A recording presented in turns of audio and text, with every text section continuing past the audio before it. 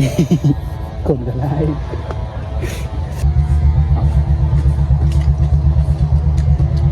เนาะนี่ก็เส้นหมีที่ยาวก็ยังมัดใจสาวๆไม่ได้คือว่ะ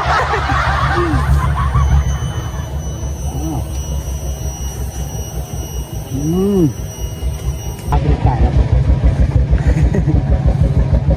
สมินที่มันกินสมินตกลายนะมันนี่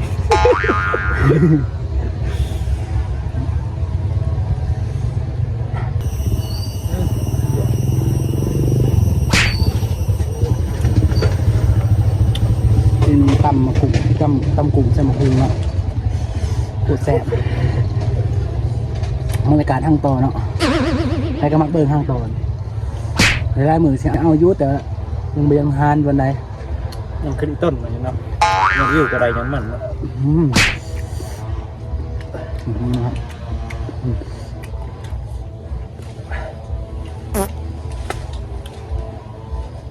มันเป็นยังไงเนาะแล้วให้ไปดูมันเนาะว้ายฝนก็ตกเนาะพี่เลยอยากกินหนังกินนี้เลย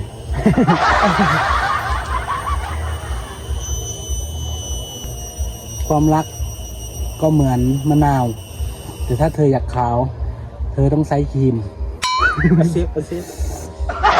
ชื่อได้เป็นถูกป่ะบัว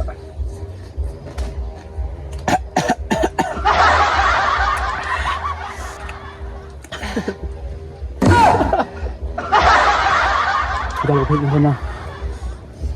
ตำบักหุ่งพริก40 เม็ดให้ไก่เห็ด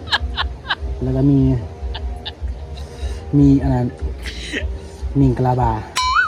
ที่เพชรกาลาบีที่เพชรที่สุดในตอนนี้เนาะ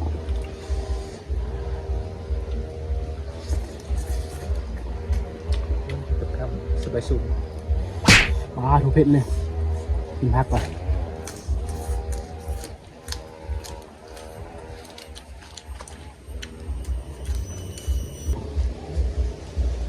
ความฮักก็คือพักหยา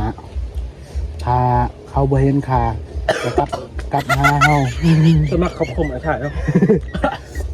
กำลังสิคือ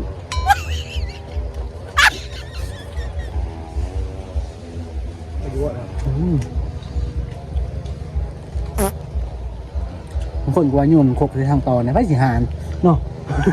ตัวที่ด่าบัวทำประกาศเนาะคนกดไหลหอน1 ล้านไก่ที่หานเห็ดอยู่แล้วเสียหัวซุปเขาเลยนะตายในหอนเลยกูชิมหาย